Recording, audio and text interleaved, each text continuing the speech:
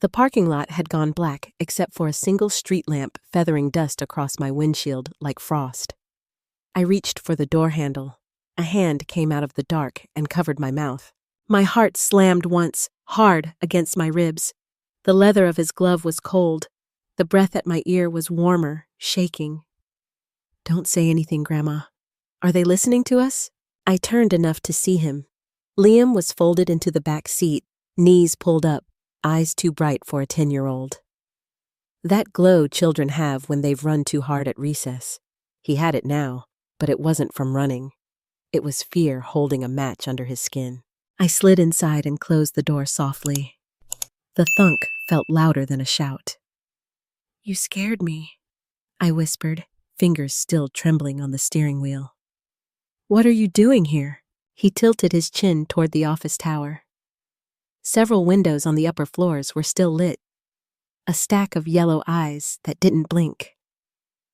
"I heard Mom and Miss Jenkins," he said, voice so thin I had to lean over the console to catch it. "Were they talking about you?" My mouth went dry. "What did you hear, sweetheart?" He gripped my hand, small, cold, fierce. "Mom said you won't have anything in a few days. She'll make you sign. Then you'll disappear from this house." The word disappear reached into my chest and turned something. Bethany. My daughter-in-law. I'd taught to read a balance sheet and braise short ribs.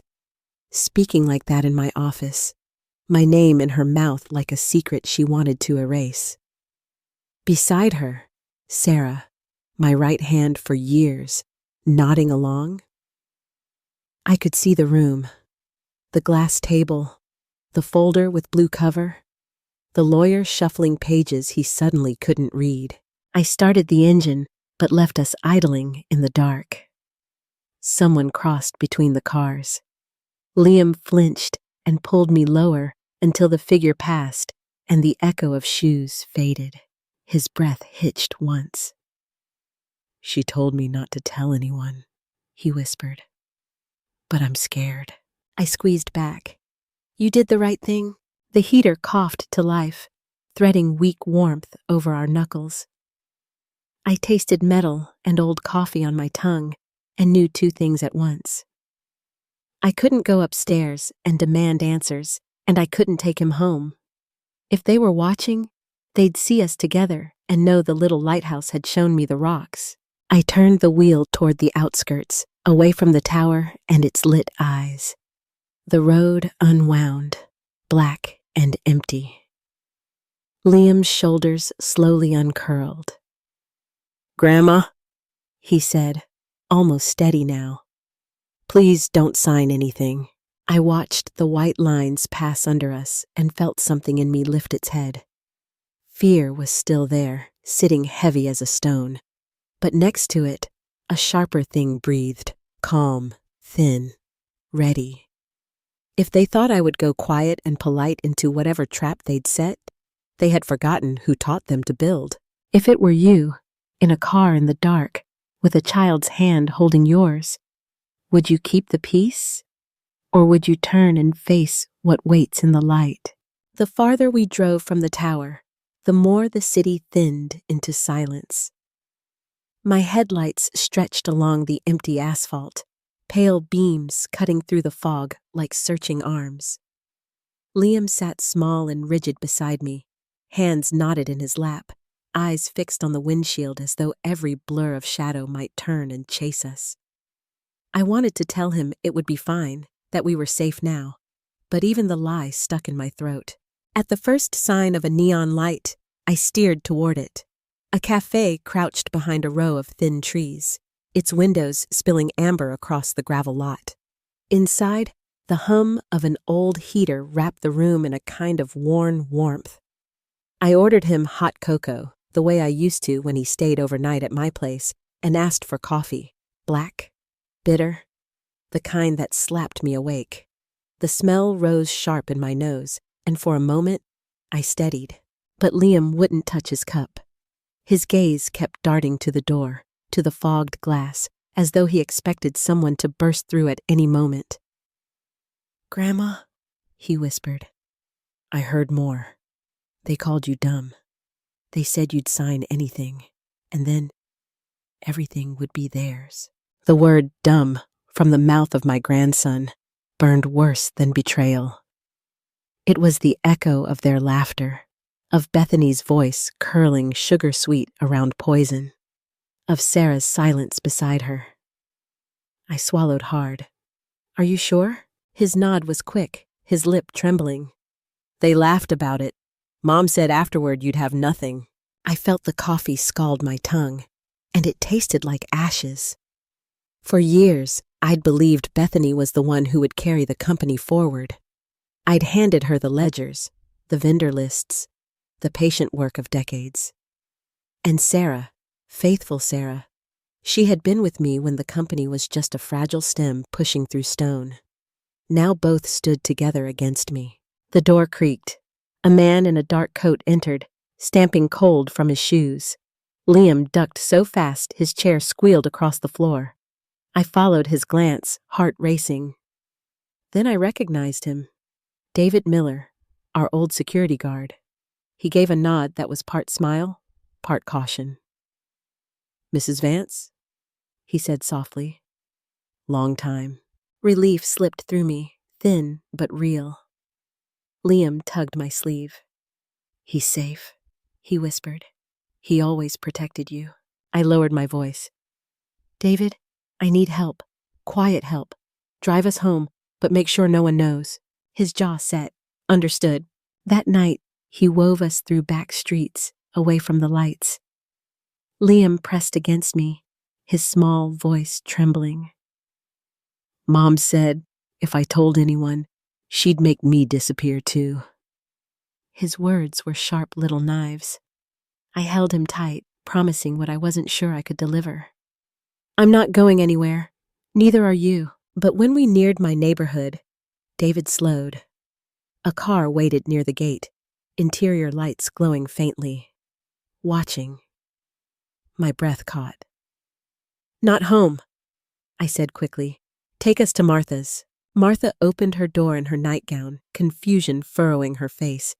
She didn't ask questions, just guided us in, pressed blankets over Liam's shoulders, and put the kettle on. I told her only, please keep this secret. She nodded. Loyalty doesn't need explanation. I sent Liam back with David by dawn, not wanting Bethany to suspect. I stayed on Martha's couch, sleepless. The room smelled faintly of lavender, the same she'd always used, but even that comfort couldn't chase the images circling my mind. Bethany's smile, Sarah's downcast eyes, Mr. Harrison's fidgeting hands. When I returned home early, Bethany was waiting with a tray of steaming tea. Mom, she said with that honeyed voice. Where were you? I called so many times. Her smile looked carved in porcelain. I forced calm. I stayed with a friend. She tilted her head, studying me like a specimen. Then Sarah appeared, carrying a notebook with a bright blue cover. She tried to keep her face neutral, but her eyes were swollen, her voice flat. Mrs. Vance, you have a meeting with the lawyer today. Transfer documents. The word transfer rang like a bell. As Bethany set the tray down, I bent for my handkerchief near Sarah's side. The notebook's scrawled notes flashed. Power of attorney. Urgent signature. A chill swept through me. Sarah, whom I had trusted as family, was keeping secrets that could bury me. Lunch followed. The dishes glistened golden, fragrant with spice. But beneath the aroma, I caught it. The faint medicinal powder I'd once used to coax sleep during my husband's illness. My skin crawled. I praised the food anyway, pretending fatigue, retreating upstairs. Moments later, Liam wriggled through the back window. Grandma, he panted. She put powder in the food. I saw it. I hushed him, stroking his hair, though my own fear throbbed. I know, sweet boy. Say nothing. Leave it to me. His eyes widened, not reassured. For a child, silence is its own kind of terror. That night, a noise drew me to the window. Sarah stood in the yard by the rose bushes I'd planted when Andrew was little. Her voice carried through the dark. I have to do it, or she'll die." She sobbed into the phone, her body folding in on itself. I stepped back, chest heaving. Was she being forced? Or was this another act? By morning, I followed her. She went to St. Jude's Hospital, moving quickly as if chased. I waited, then entered. At the desk, I asked discreetly about her visit. The clerk mentioned pediatric cardiology, a little girl. My heart stung. Did Sarah really have a sick daughter? Or was this part of Bethany's snare? Back at my car, my phone buzzed. An unknown number. Sign the papers, or a child dies on the operating table. The words froze me. I saved the message, hands shaking. My grandson's fear, Sarah's tears, Bethany's smile, they tangled into a knot of dread. When I reached home, Bethany stood at the door, radiant with false concern. "Mom, you're pale. Let me help. You only need to sign." Andrew called briefly later. His tone was clipped, distant. "Mom, trust Bethany. Stop imagining things." His dismissal was worse than the threats. He was my pride, my proof of sacrifice, and he couldn't hear me. That night, Liam slipped into my room with a crumpled paper. A photocopy of a property transfer, signature line marked, date set within days. My heart clenched. Time was running out. Hours later, Sarah appeared at my door, eyes red, lips parted as though to confess. Then Bethany's icy voice sliced from downstairs. "Sarah, come down." Sarah flinched, murmured a quick apology, and vanished. Another message arrived. "Sign or lose the child." I looked at Liam asleep on the armchair, his chest rising steady in the quiet. They weren't threatening just Sarah's child anymore. They meant him. I called Andrew, desperate. He cut me off, siding with his wife. Alone, I lay awake until dawn, staring at the ceiling, fists clenched. The betrayal was no longer abstract. It lived in my walls, at my table, in my son's voice turned against me. By morning, I knew.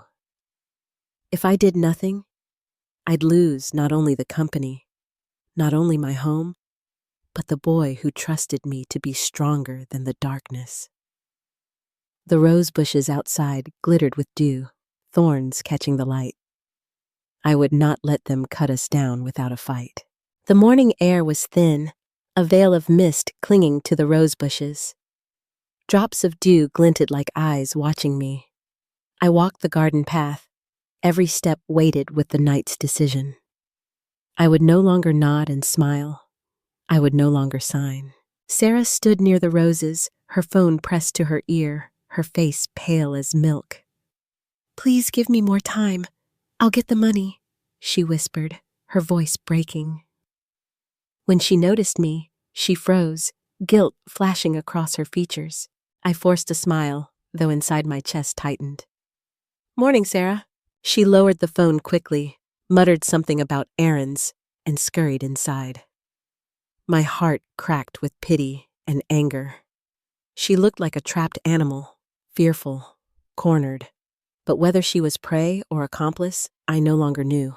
Bethany emerged soon after, radiant in a pastel dress, her arm draped around Sarah's shoulders. "Mom," she sang sweetly, "the documents are ready.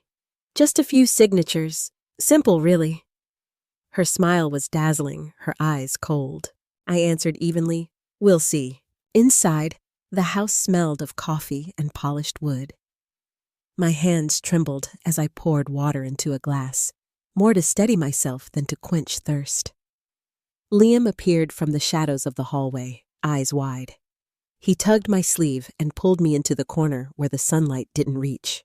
"Grandma," he whispered. "Last night I heard Mom. She told Miss Jenkins that if she doesn't do it, her daughter will never be saved." His voice shook, but his gaze was clear, steady. My knees nearly buckled. Bethany was using Sarah's child as a leash. I knelt to Liam's level, brushing his hair back. "You're sure?" He nodded, eyes glistening. "She said Miss Jenkins' daughter would disappear." I hugged him tight. his small body pressed against me, trembling. No child should carry this burden. Thank you for telling me. But you must stay brave. You must let me fight this. At noon, Sarah brought a glass of warm milk. She set it down without meeting my eyes. A faint medicinal scent clung to the steam. I lifted it, let it touch my lips, then tilted it into the planter when she turned away. The soil darkened, swallowing the white liquid. My throat burned with restrained fury. "I'm sorry, Mrs. Vance," she murmured, almost inaudible. Then she fled the room. Her apology sliced deeper than any insult. I clenched the glass, trembling. She was torn in two. Loyalty twisted into betrayal, fear masquerading as obedience. That night, Liam crept into my bedroom, his small face ghost pale. "Grandma," he whispered. "I saw Miss Jenkins crying. She said her daughter is going to die." He clutched me, his body shuddering. I stroked his hair, whispering, "I'll take care of it. Don't be afraid." But inside, terror gnawed at me. If Sarah's daughter wasn't sick, then Bethany had built an empire of lies to control us all. And if the girl was sick, Sarah's desperation was still being used as a weapon. By dawn, determination solidified inside me like steel. I would confront the truth. David drove Liam and me to St. Jude's Hospital under the guise of a checkup. The boy sat close, his small hand gripping mine. His courage steadied me. Inside, I found Clara, a retired nurse who had once worked alongside my mother. Her silver hair glowed under the fluorescent lights. "Eleanor, what a surprise," she said warmly. "I need to check something," I whispered. "Sarah Jenkins' daughter. Could you look up her file?" Clara frowned as she scrolled through the records. "Strange," she murmured. "The file was opened only weeks ago. Diagnosis, common cold. Cold, not cardiology, not a failing heart." My pulse thundered in my ears. "May I see the detailed history?" Clara printed a few pages. The signatures looked like shaky scribbles, the stamps blurred, forged, sloppy. I gripped the papers until they crumpled. "Please, Clara, keep this to yourself." Her eyes widened.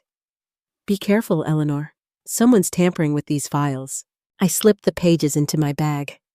Beside me, Liam whispered, "Someone's watching us." A man in a dark coat sat with a newspaper, eyes fixed on us. My stomach lurched. Before panic swallowed me, David appeared, seating himself at the adjacent table, his gaze sharp. The man shifted, uncomfortable, then left in a rush, abandoning his paper. I exhaled, but unease clung like smoke. We returned home with copies in Liam's hands, his grip tight. Bethany waited at the door, her smile syrupy, her eyes cutting. "Where were you, Mom?" "I had a medical checkup," I replied, calm. Liam piped up with a child's innocence. "The doctor said I'm very healthy." His lie was a shield, thin but brave. I kissed his hair, grateful and sorrowful all at once. Bethany took my hand with feigned warmth. "You must take care of yourself. For the company, for the family." Her words coiled like a serpent around my throat. I met her gaze evenly. For the first time, I didn't flinch. That night, I pulled out Clara's documents. Under the moonlight, the forged stamps looked almost oily. My hands shook with rage. Bethany had not only tried to strip me of everything, I now knew she was feeding Sarah a fabricated nightmare, holding her child hostage with lies. I would not let it continue. The day of the boardroom meeting arrived. I dressed in gray, the color I wore when I needed strength, though it felt heavy as stone. My reflection looked older, sharper. But my eyes, they burned with something Bethany had not accounted for. The conference room buzzed with quiet tension. Shareholders sat around the long table, papers stacked neatly like weapons. Sarah sat with her hands folded, knuckles white. Mr. Harrison shuffled nervously at the corner, his face taut. Bethany entered like a queen. Her smile gleamed, voice smooth as velvet. "Mom, it's simple. Sign in the marked places. Andrew already approved. Andrew's name cut deeper than any blade. My son, my blood, already siding with her. She slid the pen toward me. Its weight was cold metal, heavier than it should be. Outside, through the glass hallway, Liam stood watching, his eyes wide, his small body a beacon. He mouthed one word. No. I lifted the pen, my hand trembling, and placed it back on the table. I won't sign. Gasps rippled across the room. Bethany's smile faltered. Her voice dropped, silk turning to steel. Mom, don't make this difficult. I straightened, spine tall. Difficult? For whom?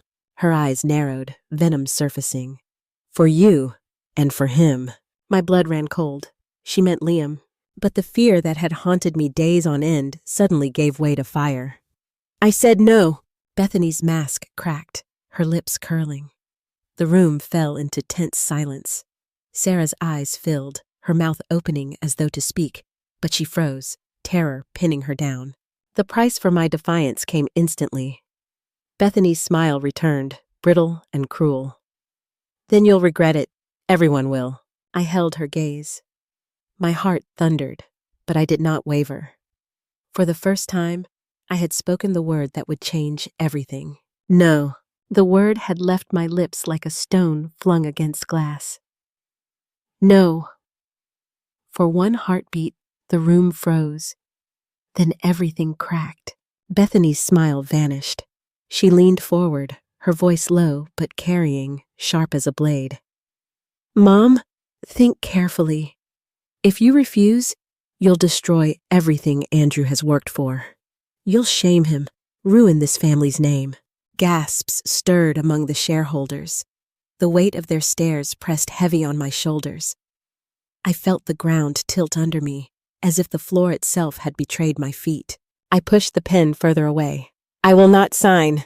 Her eyes gleamed, colder than steel. Then you'll regret it. The meeting collapsed into whispers. Sarah stared at the table, tears threatening but unspilled. Mr. Harrison cleared his throat, mumbling about adjournment. I walked out, my steps echoing too loud down the hallway. Liam wasn't there anymore. My stomach dropped. Had she taken him away? By the time I reached home, a letter lay waiting on the front steps.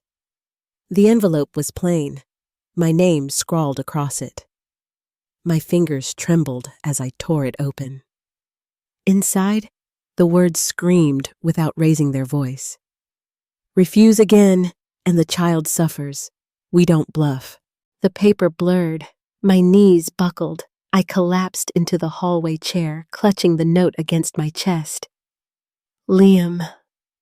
They were using him, my grandson, the one soul I still had, dangling like bait. That night, the house seemed alive with whispers. Shadows lengthened in corners. Doors creaked, as though someone moved just beyond reach. I barely touched dinner. Bethany's eyes tracked me, her smile as sweet as poison, and every bite carried the phantom taste of sedatives. I excused myself early. In my room, I clutched Liam when he climbed in through the back window. His eyes shone with fear. Grandma, I heard Mom again. She said if you don't sign, something will happen to me too. His small voice broke. I held him tight, whispering, I won't let that happen. But even as I said it, my throat closed. I could protect him with my arms, but against this, against Bethany's web, what was I? Sleep never came. Instead, I sat at my desk, the forged hospital records spread before me, the anonymous threats still glowing on my phone screen. Every piece of paper felt like a shackle, binding me tighter. By dawn, my resolve had thinned to a frayed thread. The following morning, Sarah slipped into the kitchen, her face pale, eyes red. She set down another glass of milk. Her hands shook so badly the liquid sloshed over the rim. I don't want to do this anymore, she whispered, though not loud enough for Bethany to hear. Then stop, I urged, my voice harsher than intended. She flinched. I can't. My daughter. Her words strangled in her throat. She turned and fled, leaving the glass untouched. Moments later, my phone buzzed. Another message. Sign by tomorrow. Last chance. Or say goodbye. My chest constricted. They weren't bluffing. Every hour tightened the noose. I stumbled out into the garden, gasping for air. The roses Andrew had planted as a boy swayed in the wind, their thorns glinting cruelly. I pressed my palm against the rough stem until it pierced my skin. The sting steadied me, but tears spilled anyway. For the first time, I felt utterly powerless. I thought of Andrew, of the years spent building this company, of nights spent awake just to ensure his future. And now he turned away, believing Bethany over me. My own son saw me as paranoid, distrustful. That wound cut deepest of all. The world blurred. I sank onto the garden bench. The letter crumpled in my hand. For a moment, I thought maybe Bethany was right. Maybe signing would keep Liam safe, keep Andrew's pride intact. Maybe I should surrender. Mrs. Vance? The voice jolted me. David stood at the gate, his presence steady, grounding. He stepped closer, his dark coat brushing against the roses. You shouldn't be out here alone. I've been watching the house. That black sedan returned last night. I met his eyes, my own swimming. They want me to sign. They're threatening Liam. My voice broke. David's jaw tightened. He reached into his pocket and placed a small recorder on the bench beside me. Its metal surface glinted in the morning light. You don't have to fight them alone. Let them talk. Let them think you're bending. Capture the truth. I stared at the device. Such a simple thing, yet it felt like a weapon, a lifeline. David, what if it's too late? He shook his head. It's not, but you have to stand. If you don't, they'll take not just your company, but Liam's future. And yours. His words lit something faint inside me. A spark. That evening, I returned to the dining table. Bethany poured the tea, her smile wide. Have you decided, Mom? I let my hand hover near the papers she'd laid out. Inside my sleeve, the recorder David had given me hummed silent, alive. I looked at her, my lips trembling, but my voice steady. I'll think about it. Bethany's eyes flickered, triumphant, believing she had me.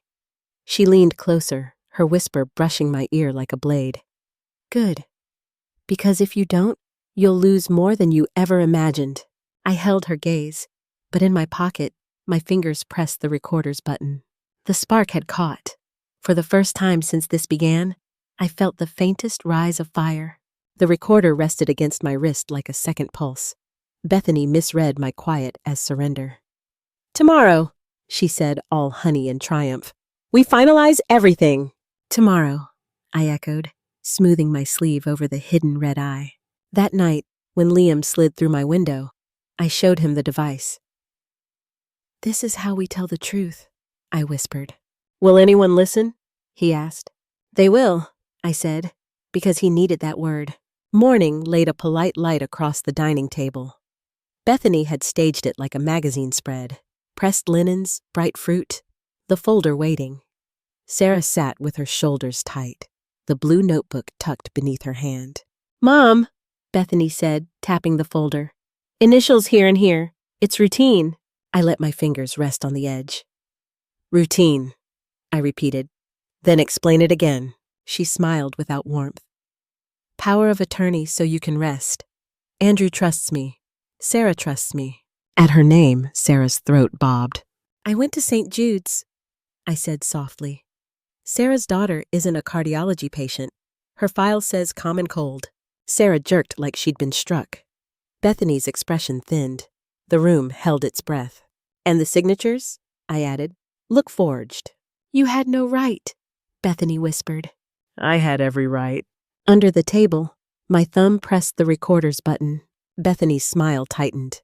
Enough, she said, gathering the folder. We sign tomorrow. Or what? I asked. Her eyes flickered. or you'll make things harder for everyone. Everyone meant Liam. I stood. Tomorrow then. All day the messages escalated. Last chance. One read, sign or the child disappears. I saved each one and breathed until my hands steadied. At dusk, David appeared by the roses. They're watching the street again, he said. Are you ready? As I'll ever be. He handed me a second recorder. Backups keep us honest. The next afternoon, the boardroom air was cool and filtered. Shareholders took their places. Mr. Harrison leafed papers with shaking fingers. Bethany stood at the head of the table, polished and sure.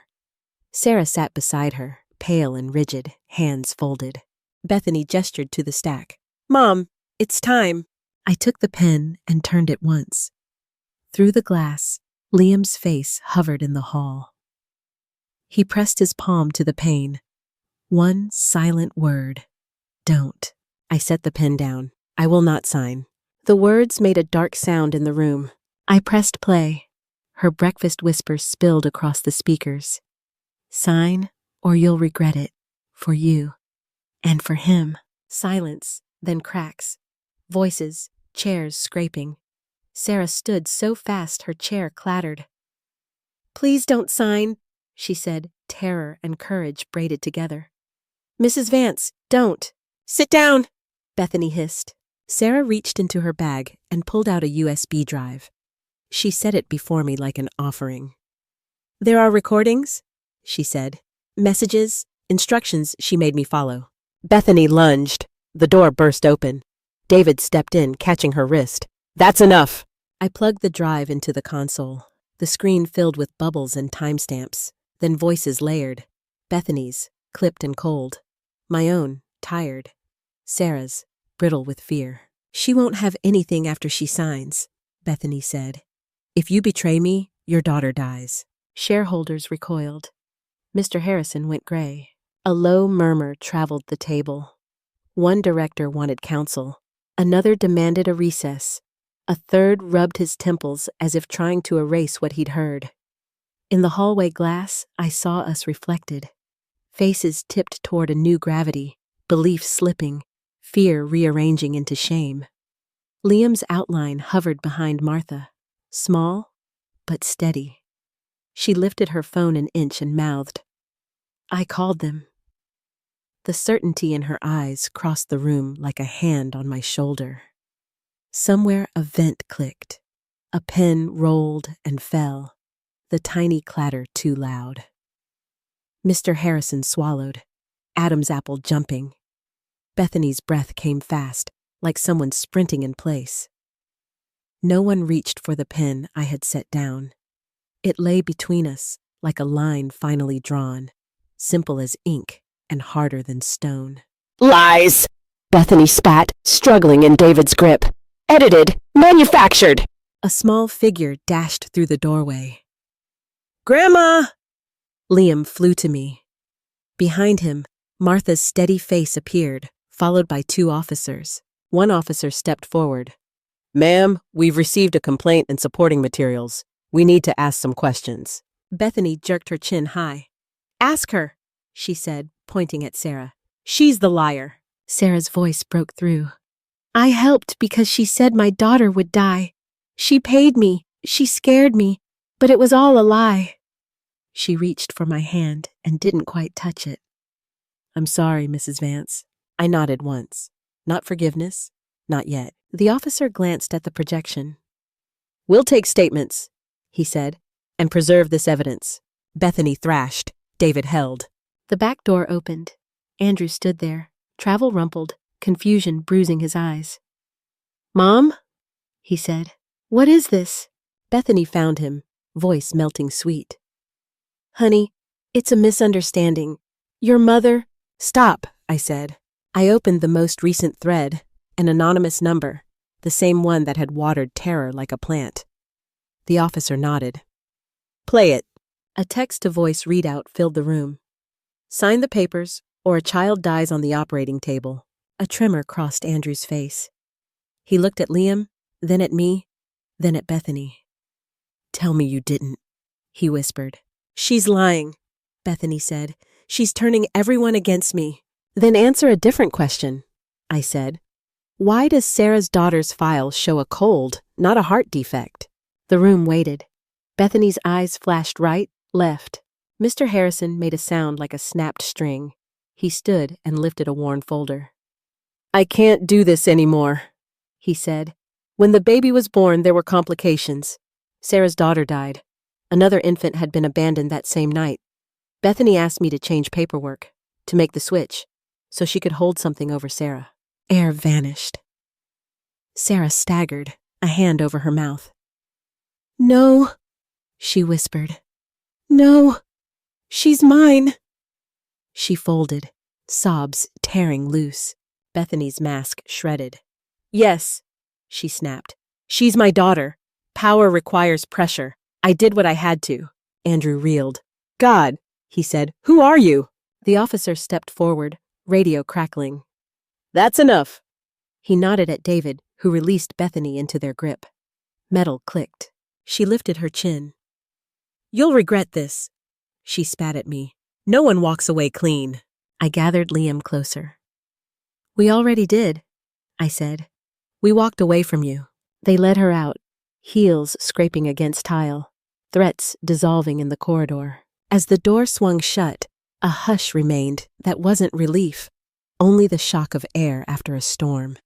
The projector's fan kept whirring, bright. A director asked whether Vance could survive the scandal. Another said survival began with telling the truth. Andrew stood as if learning to use his legs. I kept saying she was protecting us, he whispered. I called you paranoid. He pinched the bridge of his nose and breathed like a swimmer breaking surface. Martha squeezed my shoulder. Liam's hand found mine and held fast, small and sure as a knot. Silence settled. Papers lay scattered like feathers. Andrew approached slowly. I doubted you, he said. I chose her over you. I know. My voice was steady. I'm still here. His eyes filled. He pulled me into his arms. Liam pressed against us, a small sun between two cold planets warming again. Sarah lifted her head, face streaked with salt. I'll testify, she said hoarsely. I'll give them everything. Texts, transfers, recordings. I helped her. I can help undo it. I set my palm on her shoulder. Then start now. When we left the boardroom, the hall was bright with afternoon. Dust floated in the light like gentle snow. Outside, beyond the glass, the rose bushes shook in the wind, thorns glinting. I had thought survival meant silence. Today I learned it meant speaking, standing, bearing the cut, and refusing its name. We stepped into the day together. My grandson's hand in mine. My son beside me. The woman who had betrayed me choosing, finally, the right direction. The wreckage behind us belonged to the past. The road ahead was narrow, but it was ours to build. Weeks passed before the air in the house began to clear. The echoes of that boardroom confrontation still clung to me. Bethany's voice breaking into screams, Andrew's face collapsing into disbelief, Sarah's sobs shaking the floor. Even after the police led her away, the silence that followed was not peace. It was grief. Bethany was charged with fraud, coercion, and conspiracy. Her lover, the man in the black sedan, the one who had watched the house from the shadows, was arrested too. He confessed to falsifying medical records, sending the anonymous threats, fabricating the trap that had nearly consumed us. When the news reached me, I sat in the living room staring at the rose bushes outside. Their blossoms still bloomed as if nothing had happened. But for me, victory felt hollow. The family I had tried to protect was scarred. Sarah was declared a coerced accomplice. She avoided prison, but guilt wrapped around her like a shroud. When I visited her small apartment weeks later, she was holding a little girl with bright eyes. The child smiled shyly, unaware of the lies that had once surrounded her existence. Sarah looked up at me, her face tired yet softer. She may not be mine by blood, she said, but I've raised her with love. You don't have to give birth to be a mother. Tears burned my eyes. I touched her shoulder.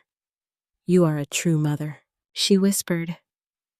And you still trust me? After everything? Mistakes can be redeemed, I said. What matters is the courage to speak the truth. Her tears flowed freely then, but in her eyes was something new. Freedom. I helped her secure legal custody of the child, untangling Bethany's cruel manipulation. It was the least I could do, not only for Sarah, but for myself. For the years I had looked away, too blind to see the warning signs. At home, Liam's laughter became the brightest sound in my days. He would burst into my room each morning shouting, "Grandma, today we'll be happy!" His small arms around my neck felt stronger than any contract. Andrew began to sit with me in the office, listening, asking, relearning what trust meant. His eyes still carried regret, but I saw something else too, humility and a desire to rebuild. We did not speak much about Bethany. The silence was heavy, but it was the silence of wounds trying to knit, not of secrets. Not of secrets. One evening, after a long day of reviewing files, Andrew closed the ledger and looked at me.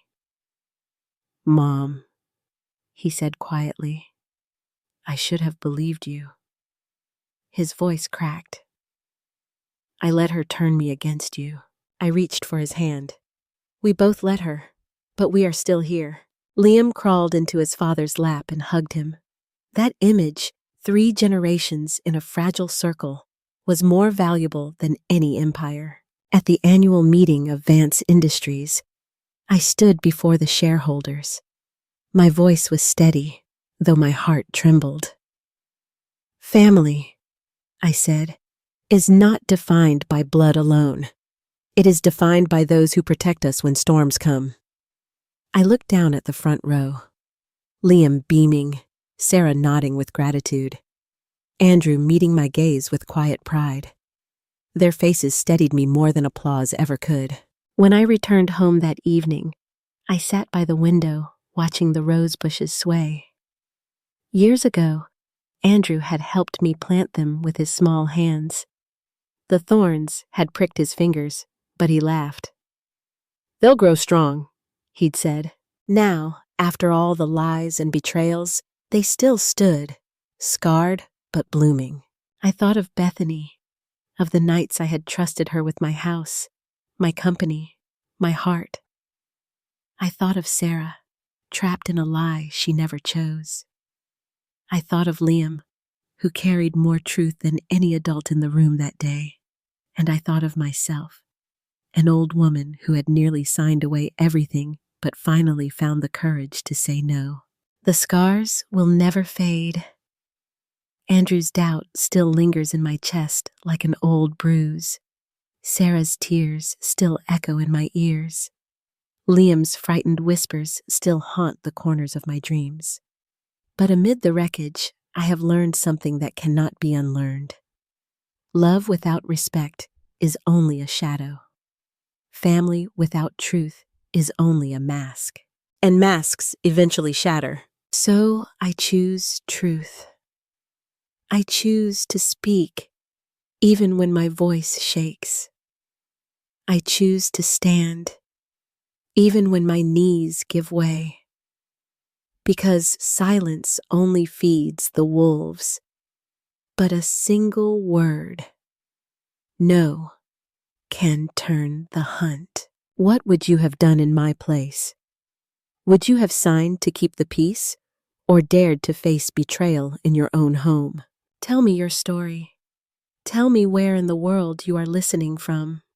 Roots and Secrets lives on the voices of those who refuse to be silenced. If this journey touched you, share your thoughts in the comments, subscribe, and stay with us for the next story. Because every secret that comes to light is another root that grows stronger.